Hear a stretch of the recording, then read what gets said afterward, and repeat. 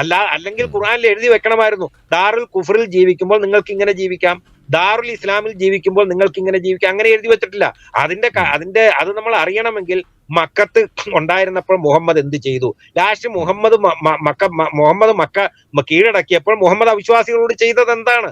മുഹമ്മദ് പറഞ്ഞ സഹീഹുൽ മുസ്ലിം 1767 1767 നമ്പർ ഹദീസിൽ പറയുന്നുണ്ട്, ഈ അറേബ്യൻ ഉപദ്വീപിൽ നിന്നും യഹൂദനും ക്രിസ്ത്യാനിയെയും ഞാൻ ഇവിടെ നിന്ന് പുറത്താക്കും, മുസ്ലിമിനെ അല്ലാതെ മറ്റാരെയും ഞാൻ ഇവിടെ ജീവിക്കാൻ അനുവദിക്കുകയില്ല എന്ന് സഹീഹുൽ മുസ്ലിം ഹദീസിൽ ക്ലിയർ ആയിട്ട് മുഹമ്മദ് പറയുന്നുണ്ട്. ഈ അറേബ്യൻ മേഖലയിൽ നിന്നും യഹൂദനെയും ക്രിസ്ത്യാനിയെയും ഞാൻ പുറത്താക്കും, മുസ്ലിമിനെ മാത്രമേ ഞാൻ ഇവിടെ ജീവിക്കാൻ അനുവദിക്കുകയുള്ളൂ. അതെന്താണ്? അത് ഖുർആന്റെ കാഴ്ചപ്പാടാണ്. അള്ളാഹ് പറഞ്ഞതാണ്. ഖുർആൻ 9:73 9:33 ഖുർആനിൽ പറയുന്നുണ്ട്, ഹുവല്ലദീ അർസല റസൂല ബിൽ ഹുദാ വദീനൽ ഹഖി യുദ്ഹിറഹു അല്ലദീന കുല്ലിഹാ വലൗ കരിഹൽ മുശ്രികൂൻ. അള്ളാഹ് പറയുകയാണ്, ഞാൻ എന്റെ ദൂതനെ